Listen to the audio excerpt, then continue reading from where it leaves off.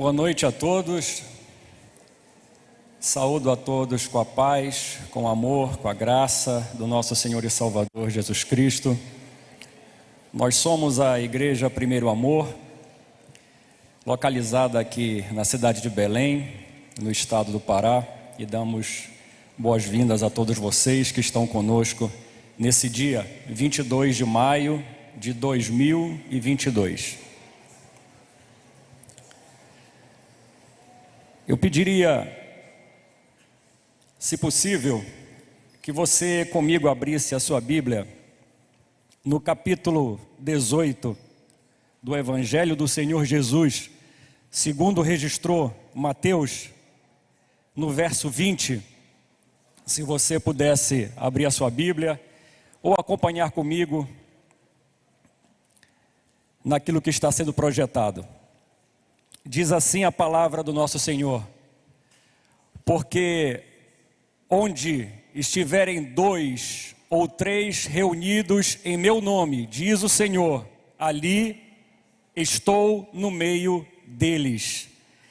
Diante dessa palavra que nós acabamos de ler, eu queria perguntar a você que está comigo aqui neste lugar: quantos aqui neste lugar hoje estão reunidos comigo aqui em nome do Senhor Jesus? Façam um sinal. Graças a Deus por isso, nós somos mais de 2. E pelo que nos afirma a palavra de Deus, o Senhor está conosco nesse momento. E eu te convido, nesse espírito de oração, afirmando que o Senhor está aqui conosco, conforme a sua palavra, a fazer uma pequena oração comigo, se possível. Senhor, te agradecemos, Pai, por esse dia, por esse momento, Pai, pela tua palavra que nós acabamos de ler. Te agradecemos, Senhor, porque nós somos mais de 2 aqui nesse local, Pai. E a tua palavra nos diz, Senhor, que aonde tu estás, Senhor, há paz, há cura, há amor, há refrigério. Senhor, nós te pedimos que tu te manifestes hoje, te manifestes, Pai, no nosso meio hoje, por misericórdia das nossas vidas. Nós precisamos de ti, e eu sou o primeiro, Senhor. Eu sou um miserável pecador que precisa de ti para viver. E te peço, Senhor, nessa noite, fala aos nossos corações. Nós precisamos de ti, Senhor. Eu preciso de ti. Me usa, Pai, para trazer a tua mensagem para os nossos corações, para as nossas vidas. A mensagem que eu sou o primeiro que precisa, Pai. Que eu possa diminuir, Senhor, e que tu possas crescer. E que tu possas ser glorificado, Senhor, nesse momento em nossas vidas, Pai. É no nome santo do nosso Senhor e Salvador Jesus Cristo, que nós te pedimos, Pai. Amém. Pode assentar. Obrigado.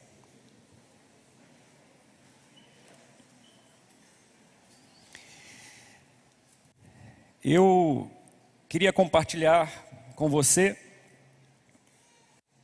aquilo que eu acredito que há algum tempo Deus tem trazido ao meu coração.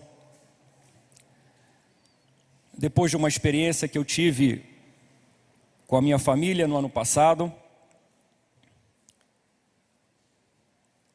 E algo inquietante veio tomando conta da minha mente, do meu coração, e me fez, diante do Senhor, fazer algumas reflexões do momento que nós vivemos, nas nossas vidas individualmente e também como país, como nação. Mais uma vez eu queria que você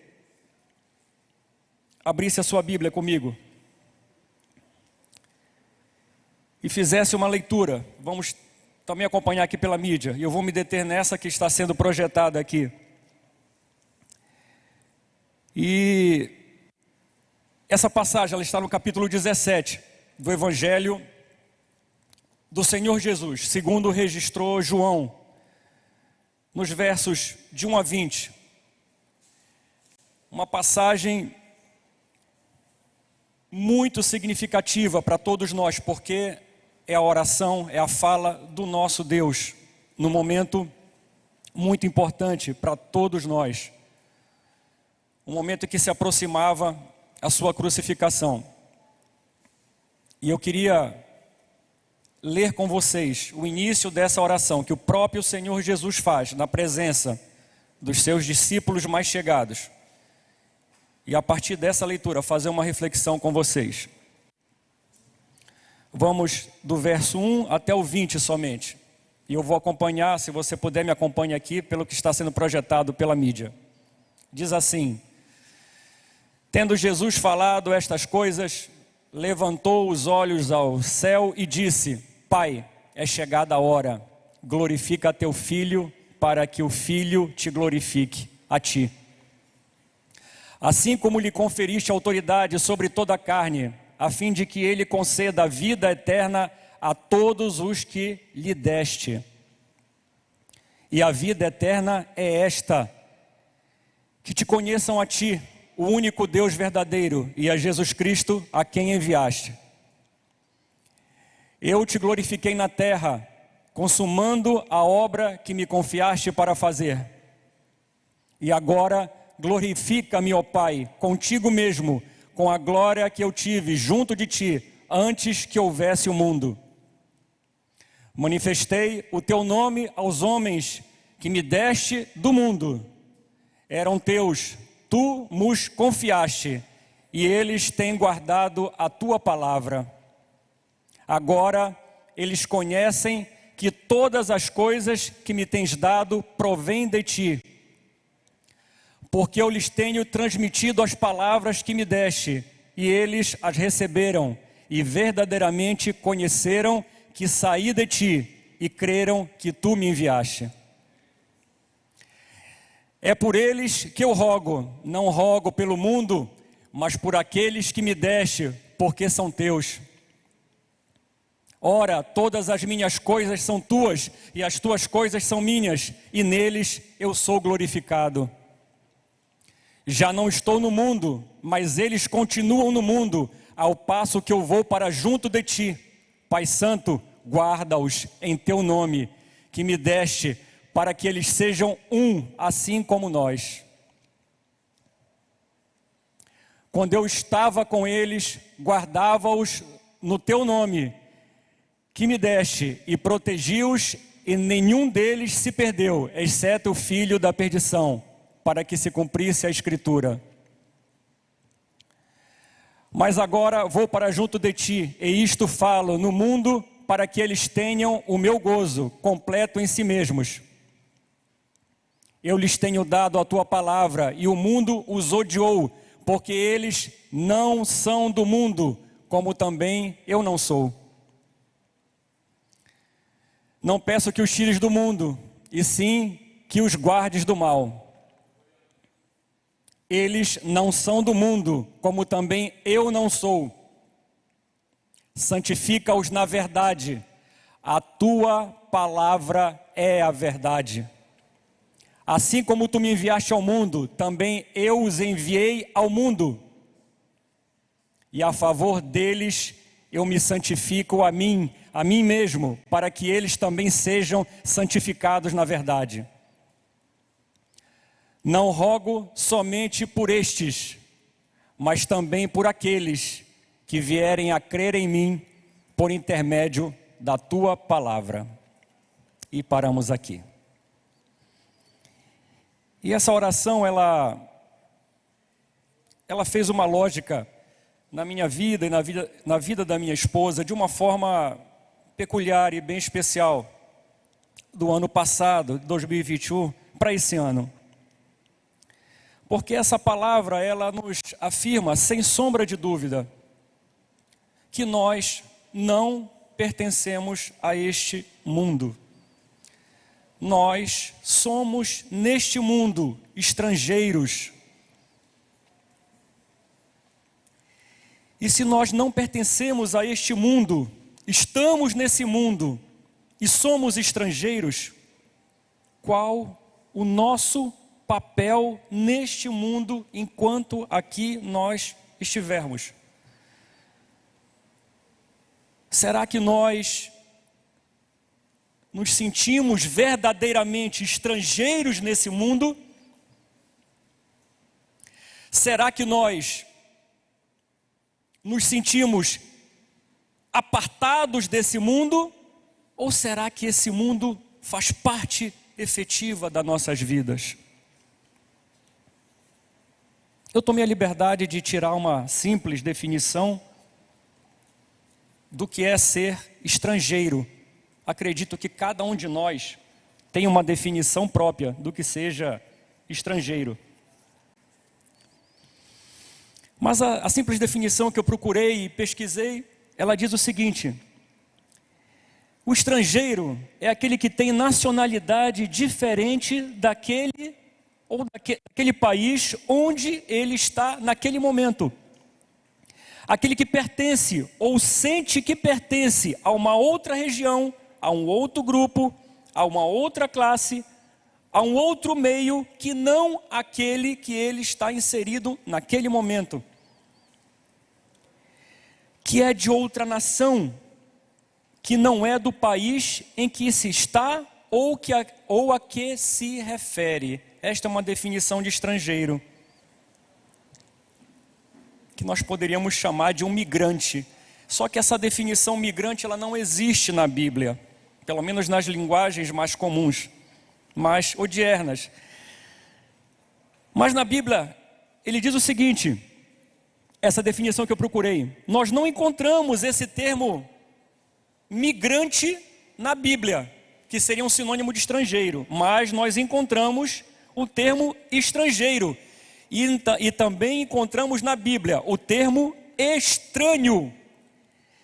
Para a Bíblia, para o registro das Escrituras, ser estrangeiro significa ser visto como ameaça ou viver em uma constante ameaça, sendo ameaçado. Essa é uma definição de estrangeiro. E essa oração que o Senhor faz, de muitas formas nós poderíamos comentá-la, interpretá-la, de muitas formas ela poderia nos tocar, mas eu queria nos deter nisso especificamente nessa noite. Nós somos estrangeiros porque o Senhor está dizendo com todas as palavras, com todas as letras, não é nem um apóstolo que fala isso, não é uma carta, é o Senhor Jesus que fala que nós não somos deste mundo, que nós não fazemos parte deste mundo, que nós estamos neste mundo transitoriamente. E cada um de nós tem que se examinar. Diante dessa oração do Senhor, nós temos que nos examinar e entender se isso é real ou não nas nossas vidas. E foi essa a inquietação que eu tive com a minha mulher do ano passado, porque por uma questão, uma circunstância que se apresentou, que Deus nos permitiu, nós nos ausentamos do nosso país por um motivo particular, familiar, e passamos um período fora do país. Eu, por motivos profissionais, eu já tinha saído do país, mas nós tivemos a oportunidade de passar um grande tempo fora do país ano passado. E essa situação, ela começou a fazer uma lógica diferente na minha vida, porque realmente, materialmente, fisicamente, eu e a minha família nos sentimos estrangeiros em um local, porque não era a nossa pátria, não era o nosso local de nascimento, não era o local onde nós temos a nossa família, os nossos amigos, as nossas raízes. E naturalmente, há costumes diferentes, há valores diferentes. De uma coisa simples, quando você vai entrar num determinado compartimento, em que a luz geralmente fica do lado de dentro, ali naquele país fica do lado de fora. Você fica até meio complicado para poder entender onde é que está a luz, até entender que é uma lógica diferente, uma lógica de alimentação diferente, uma lógica de se relacionar diferente, uma lógica cultural estranha, e você se sente incomodado. por viver essa realidade de ser estrangeiro em um local que não é a sua pátria. E isso me fez pensar em vários aspectos. E o principal deles é: eu sou estrangeiro aqui, mas pela palavra do Senhor eu também sou estrangeiro na terra em que eu nasci. E por ser estrangeiro, qual é o meu vínculo com essa terra? Qual é o meu vínculo com essa pátria? E até com a minha pátria de nascimento, se o Senhor me diz que eu sou estrangeiro? Se o Senhor me diz que eu tenho que estar incomodado por estar ali, porque eu não faço parte daquele sistema. E muitas vezes a gente se pega muito confortável diante da realidade que nos cerca, da terrível realidade que nos cerca. Porque fora da porta dos nossos lares, o mundo está perdido. E, infelizmente, por vezes, até dentro da porta dos nossos lares, alguma coisa não vai bem. Aonde nós deveríamos ter o controle junto com o Senhor, com a ajuda do Senhor, alguma coisa não vai bem por consequência dessa ruína que está fora dos nossos lares, das portas das nossas casas.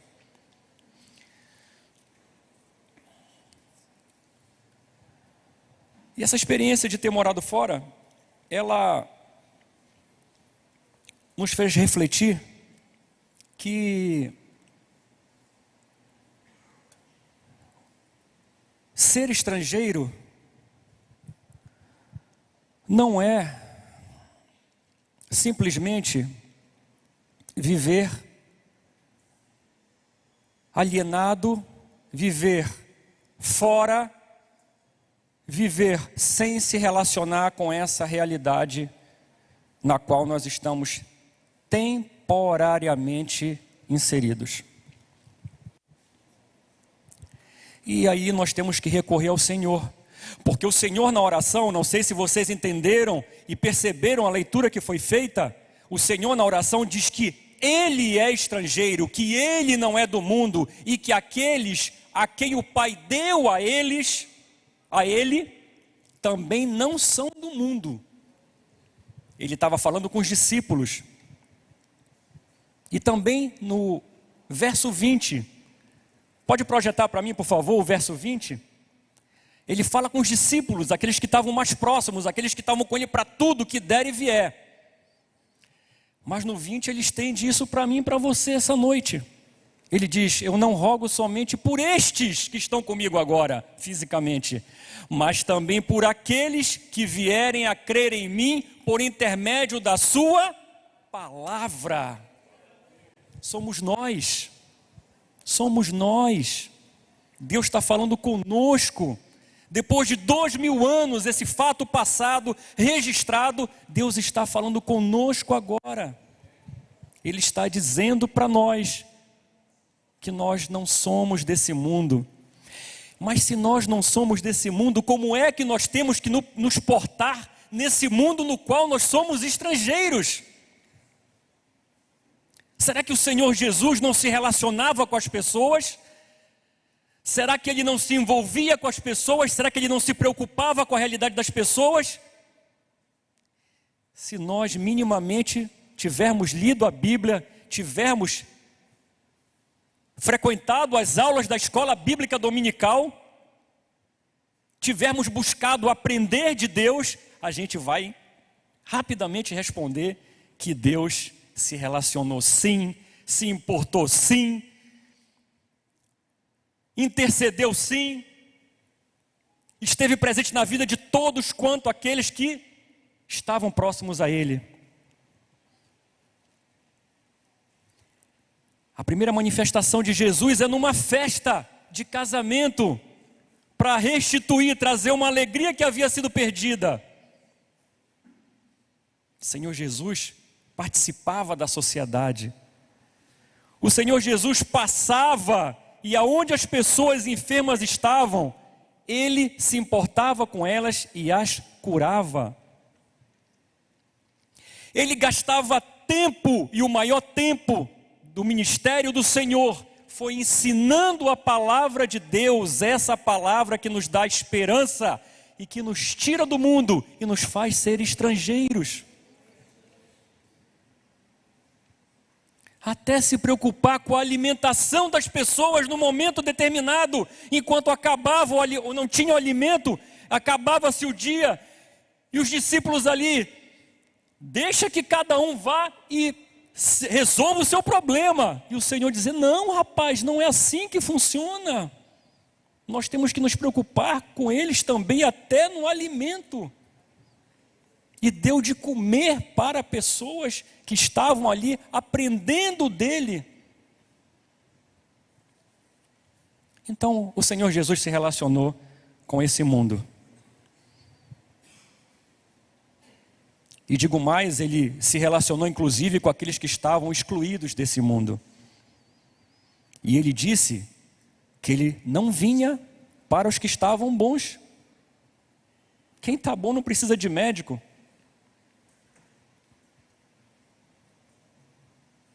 Mas os que estão doentes precisam de médico.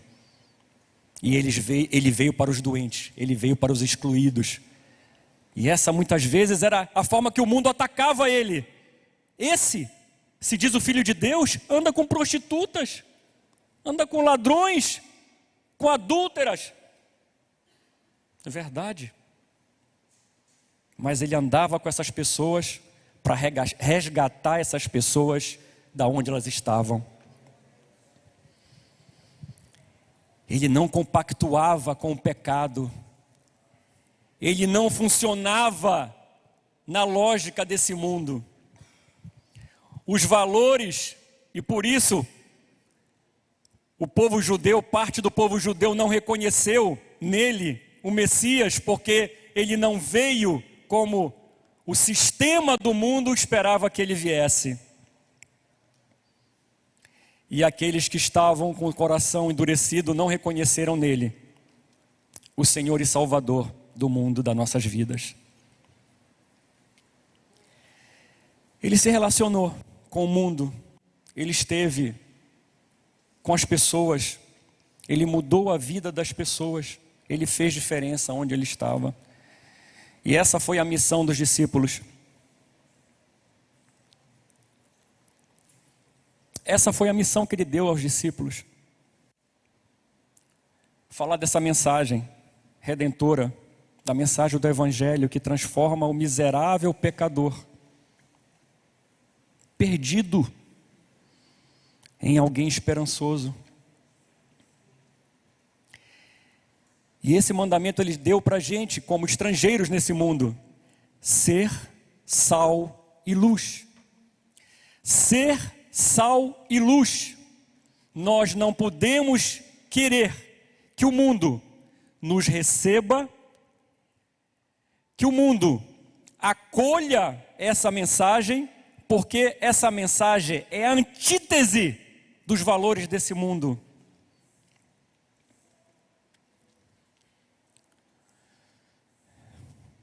Só que ser sal e luz, estando nós na nossa pátria de nascimento ou em outra pátria, é uma obrigação nossa. Nós temos que nos envolver com as pessoas. E eu queria propor a vocês uma reflexão, porque quando nós por vezes dizemos que nós somos estrangeiros, nós tendemos a nos ausentar dos problemas e da realidade que nos cerca. E muitas vezes quando o caos se estabelece, muitos de nós dizemos, estou tranquilo, Deus está no controle. Deus está no controle, isso eu não tenho nada a ver com isso.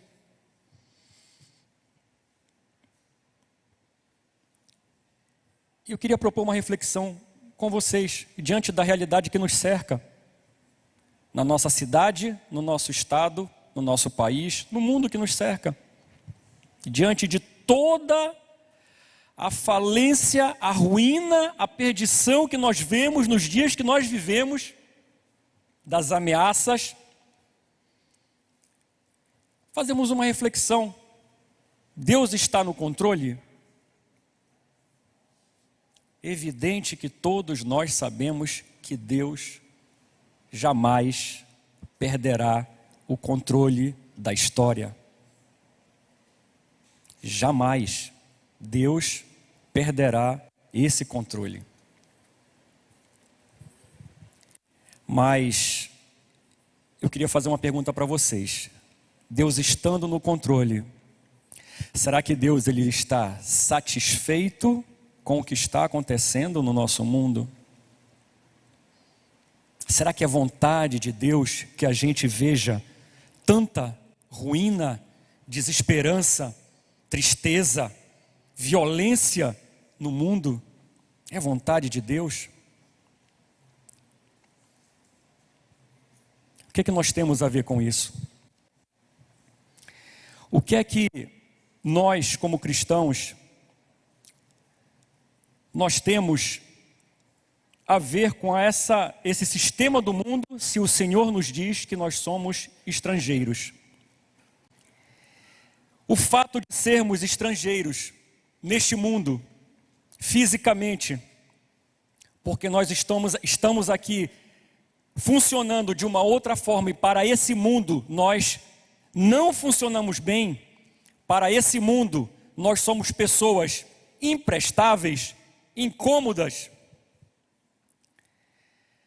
Diante da falência desse mundo, qual o meu papel diante daquilo que o Senhor tem colocado nos nossos corações, diante daquilo que nós temos aprendido com o seu Evangelho? Nós vivemos no nosso país, nesses dias em que se aproximam um momento incomum, como nenhum outro talvez nós tenhamos vivido na nossa história. Aliás, os dias que nós vivemos são dias incomuns. Eu tenho 50 anos.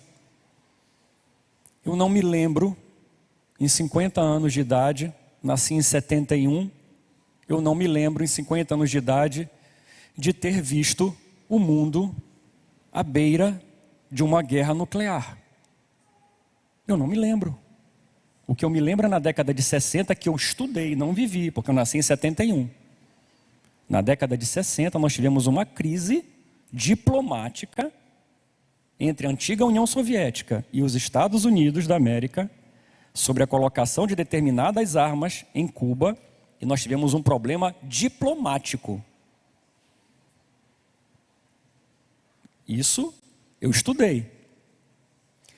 Mas viver um momento como nós estamos vivendo hoje, em que uma nação divulga e executa um plano de prontidão para o uso de armas nucleares, diante de um conflito, eu não tinha visto isso acontecer na minha curta existência. Vivemos dias incomuns. E por tantas outras coisas, globalização, tem coisas que, se acontecerem aqui na cidade de Belém, na rua da cidade de Belém, se acontecerem aqui na rua e for uma catástrofe, em questão de minutos, essa informação estará no outro continente, em outros países, sendo compartilhada por vários meios de comunicação. Isso é uma coisa incomum. Isto é incomum. Não estou falando, eu estou falando de coisas recentes. Por vezes nós estamos mais informados do que determinadas pessoas que estão naquele próprio país. Uma vez eu me lembro que eu estava ainda no Rio de Janeiro, e a minha tia, que morava em outro país, me ligou, preocupadíssima. Meu filho, como é que você está? Eu falei, eu estou bem, tia, acabei de chegar do trabalho, eu estou bem. É porque saiu no jornal agora aqui, que abateram um helicóptero, caiu um helicóptero aqui a tiros por bandidos. Eu falei, tia, deve ser. Não vi porque eu estou chegando agora, passei o dia inteiro trabalhando, mas deve ser, porque infelizmente é a realidade que se apresenta na cidade que eu estou morando hoje, a cidade do Rio de Janeiro. Para eles que estavam em outro país, isso era uma coisa absurda. E ela sabia lá aquilo que eu, naquela cidade, nem sabia que tinha acontecido. Então nós vivemos dias incomuns. E o nosso país, nesses dias incomuns, e essa reflexão eu fiz quando eu estava com a minha família, ano passado, em um outro país, que a gente percebe a realidade do nosso país por uma outra ótica, de quem está de fora, de quem percebe não estando aqui.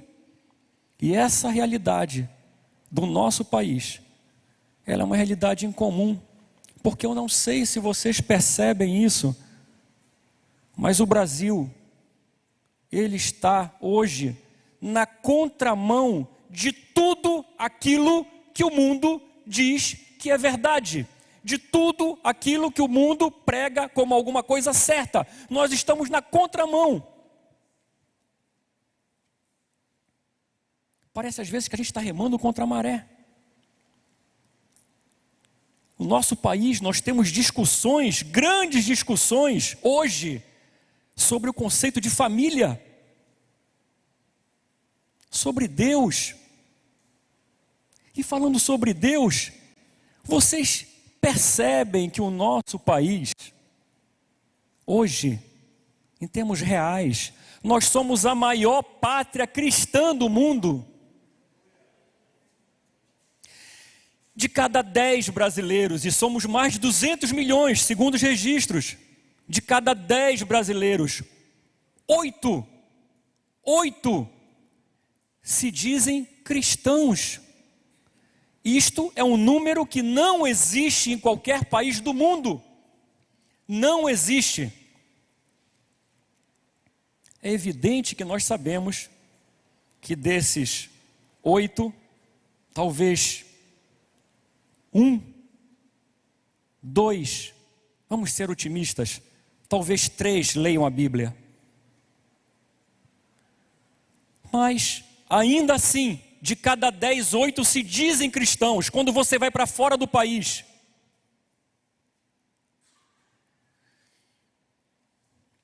a experiência que eu tive é que as pessoas nem sabem o que é Deus. A fé morreu. O materialismo tomou conta do mundo por quase um todo. E aquilo que restou de fé, se é que podemos dizer isso, nada mais é do que religiosidade. É tradição que a cada dia diminui, ao ponto das igrejas estarem fechando, se convertendo em livrarias, em boates, em bares, ou simplesmente fechando. Foi essa a realidade que nós vimos. Ninguém me contou. Eu não li isso, eu vi. Então nós vamos na contramão do mundo. Nós somos o maior país cristão do mundo. Nós discutimos coisas que o mundo inteiro não discute. Nós estamos, e aí a gente percebe isso por fora, por trás, de um outro ângulo, quando a gente está fora do país, a gente percebe isso. Que parece que nós estamos, aqui dentro a gente não se dá conta disso, mas parece que nós estamos numa ebulição aqui no país.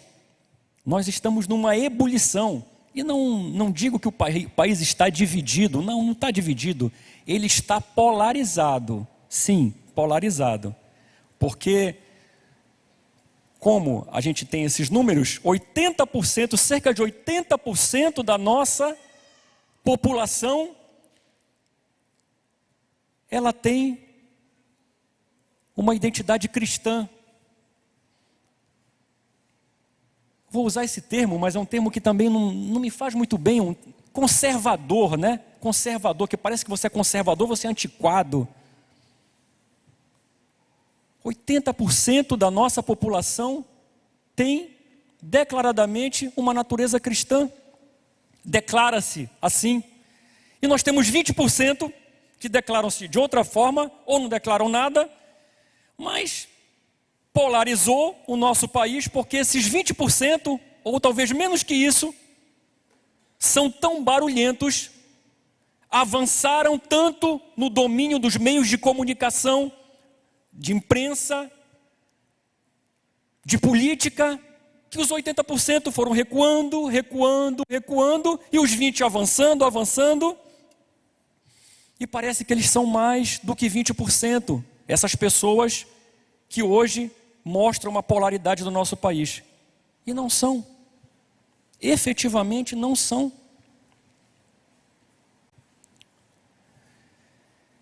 E se nós vamos na contramão do mundo, se nós falamos de Deus enquanto nenhuma nação fala de Deus, se nós discutimos conceito de família enquanto nenhuma nação, pelo menos quantitativamente, dessa forma, discute isso, enquanto nós estamos discutindo conceitos de pátria, de família, de Deus, e todas as outras questões que se cercam em torno disso, o próprio ensino, a política, eu tenho a certeza no meu coração que Deus, Ele tem um olhar especial para o Brasil. Eu não tenho dúvida disso. Acabamos de ler. Graças a Deus o nosso país está na contramão do mundo. Graças a Deus nós estamos indo de encontro, não ao encontro, de encontro com todos esses valores que o mundo aí fora está dizendo como alguma coisa certa, verdadeira e absoluta. Graças a Deus. E que seja assim cada vez mais, que o Brasil seja cada vez mais destacado por estar fora dessa lógica do mundo. E o futuro do nosso país vai depender efetivamente desses estrangeiros que estão nesse mundo. Nós podemos estar aqui temporariamente, nós podemos estar aqui funcionando de uma forma diferente, mas nós temos uma missão. O Senhor nos deu uma missão no Brasil. Nós temos que ser sal e luz. E se nós no Brasil formos sal e luz, no Brasil nós seremos por consequência sal e luz para o mundo.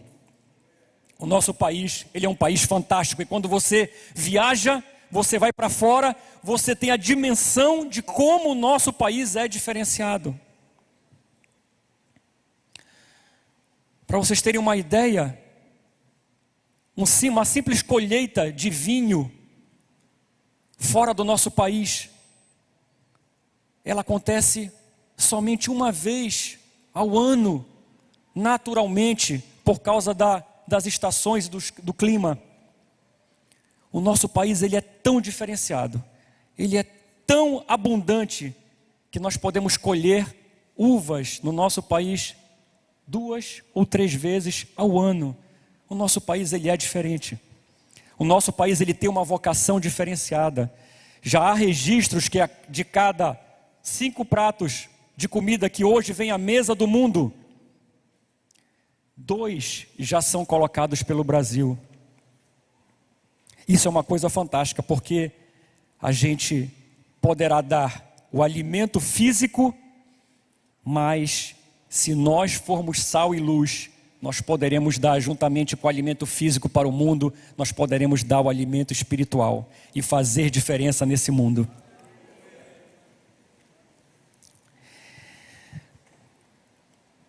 A impressão, eu compartilhei isso com alguns familiares, a impressão que quando a gente está fora do Brasil e a gente olha para o Brasil, a gente olha, eu não sou cozinheiro, mas essa metáfora ela veio na minha cabeça, é como se você visse uma água morna, você vai preparar um alimento.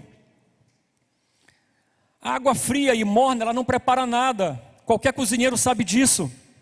Para fazer um bom alimento tem que ter fogo, tem que ter fervura, tem que ter temperatura. E quando a gente olha de fora o nosso país, parece que o mundo, ele está frio, ele está morno, está muito confortável. E o nosso país está numa ebulição. O nosso país está numa ebulição.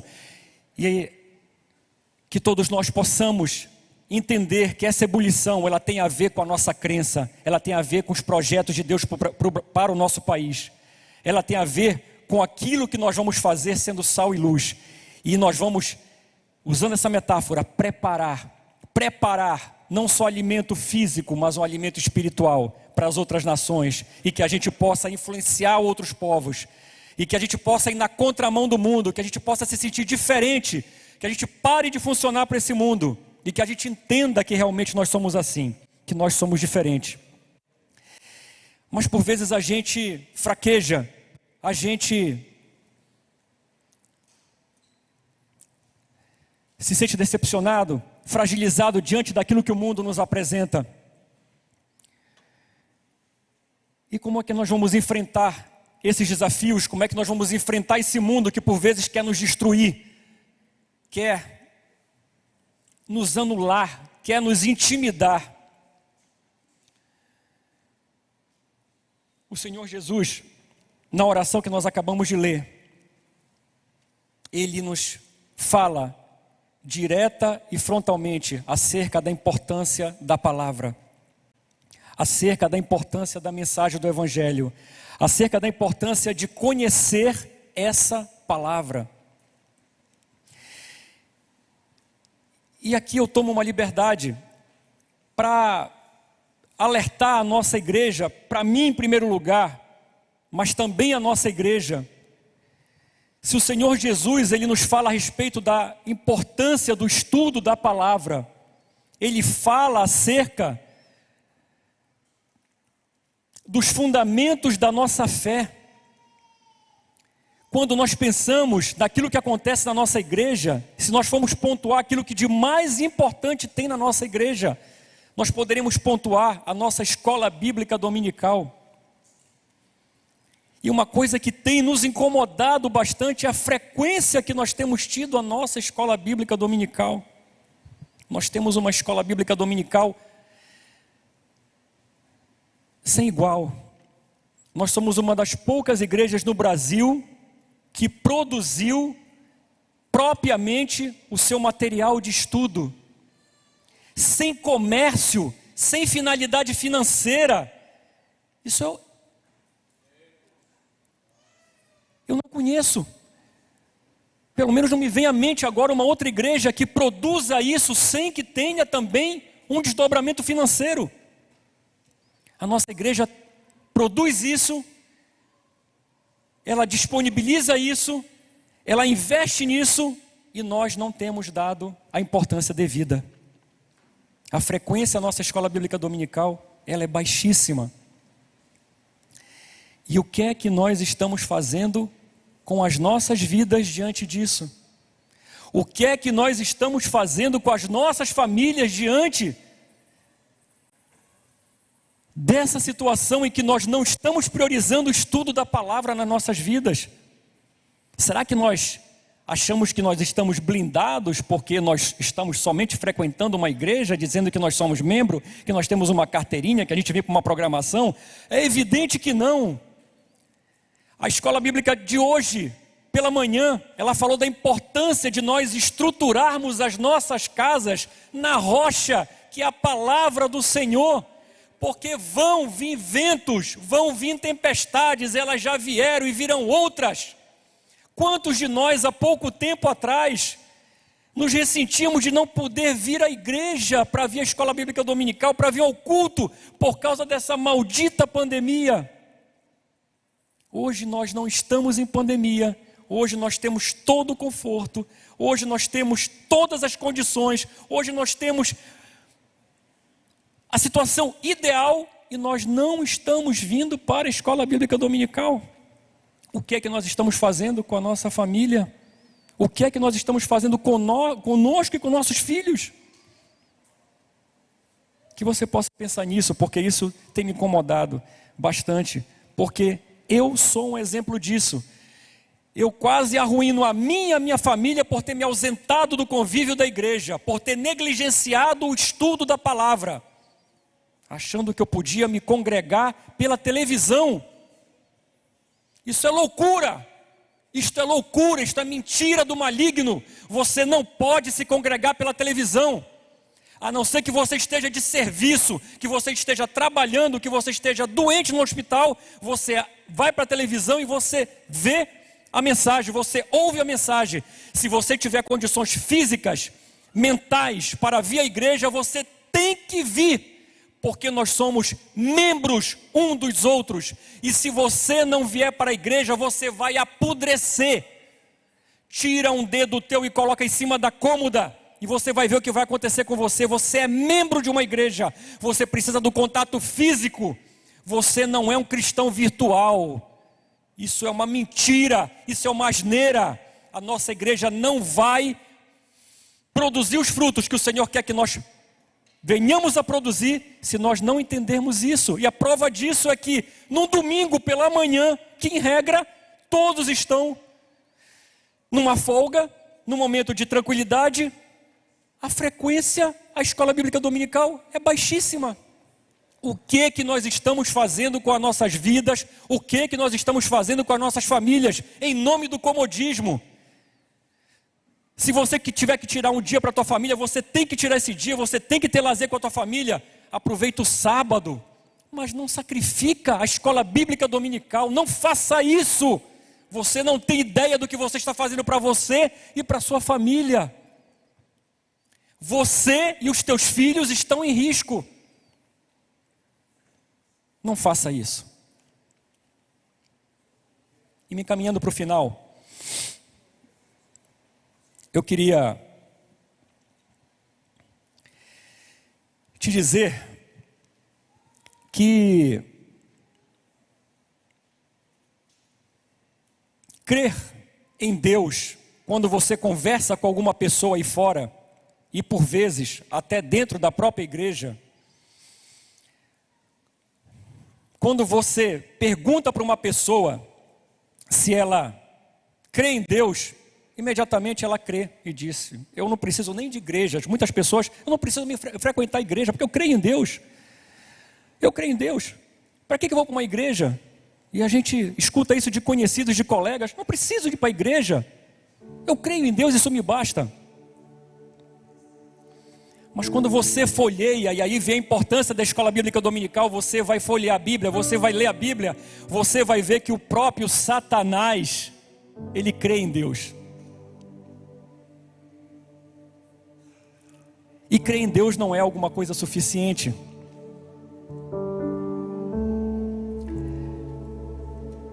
Crer em Deus é um passo importante, mas não é suficiente, porque você tem que crer baseado em algo. Porque se você crê em algo que você não conhece, você não tem crença, você tem crendice. E aí vem a importância do estudo da palavra, de gastar tempo estudando a palavra. E há outros que dizem também: mas eu leio a Bíblia na minha casa. Eu leio a Bíblia na minha casa, não preciso ir para a igreja. Eu conheço a Bíblia. E olha que eu conheço pessoas dentro da minha própria família que dizem: eu conheço a Bíblia. E verdade, até conhecem. Só que também eu vou te dizer que quando a gente lê a Bíblia, a gente chega à conclusão que Satanás é um dos que mais conhece a Bíblia. Chega a ter a ousadia de confrontar o próprio Deus, o próprio Senhor, com a palavra. E Satanás conhecia essa palavra. Conhecer a palavra não é suficiente. Crer, conhecer a palavra é muito importante, porque nós vamos crer em quê se nós não conhecemos? Que maturidade vai ter a nossa fé? Só que há um terceiro passo que Satanás não dá.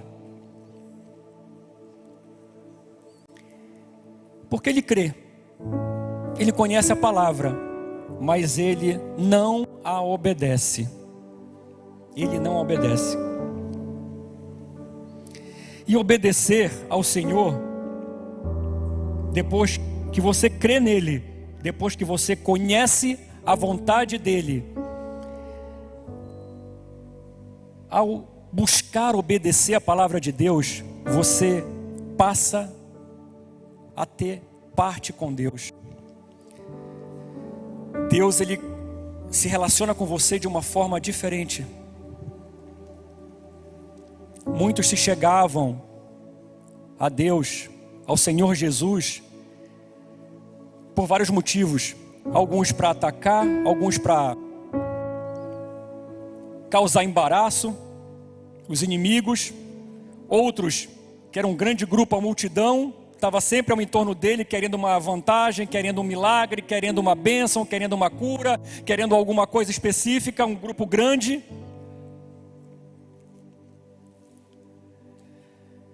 Mas havia um grupo menor, pequeno, que eram os discípulos, que ainda que cambaleantes, que ainda que vacilantes, estavam com ele e permaneceram com ele até o fim.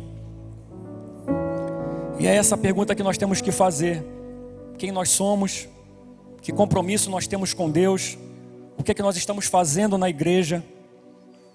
A igreja, ela pode ser muitas coisas, ela pode ser foco de aprendizado, ela pode ser foco de encontro social, e é evidente que nós precisamos disso, de ensino, de tudo, mas ela é principalmente um meio de você se chegar a Deus, de aprender dele e de estar com ele. Eu termino as minhas palavras dizendo que hoje, para aqueles que ainda não se decidiram por ter o Senhor nas suas vidas, por fazer parte dessa lógica, por se sentir estrangeiro, se a gente ainda se sente muito confortável e apegado às coisas desse mundo, é porque naturalmente Deus, ele está distante de nós. Eu queria compartilhar, por fim, uma palavra que está em Mateus capítulo 10. Se a mídia puder projetar, Mateus 10, versos 32 e 33, diz assim: porquanto todo aquele que me confessar diante dos homens, também eu confessarei diante de meu Pai, que está nos céus. Mas aquele que me negar diante dos homens, também eu o negarei diante do meu Pai, que está nos céus. Que você possa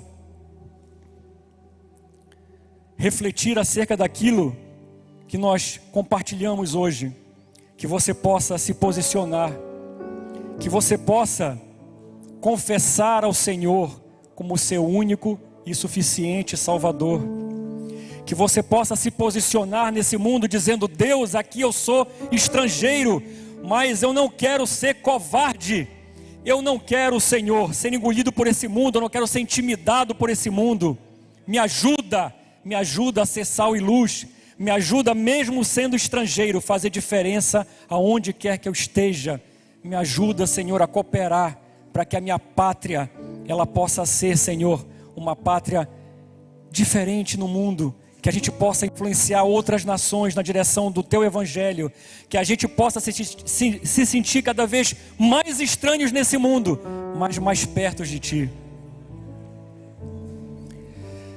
Que Deus, ele possa nos incomodar a fazer uma reflexão, não diante do pastor, diante do nosso membro de grupo, não, mas diante do nosso travesseiro, diante do nosso íntimo, que a gente possa fazer uma reflexão e perguntar a Deus: Senhor, quem eu estou sendo para Ti? O que o Senhor pensa de mim? Que eu possa parar de pensar naquilo que as outras pessoas pensam de mim ao meu respeito. Se as pessoas acharem que eu sou louco, se eu sou um desajustado para esse mundo, que assim seja, mas eu quero ser um ajustado no Teu reino. Eu quero estar contigo, fazer parte da Tua lógica. Eu quero ter sucesso no Teu reino e quero falir para esse mundo. Que a gente possa fazer essa reflexão diante de Deus. Amém. Que Deus nos abençoe.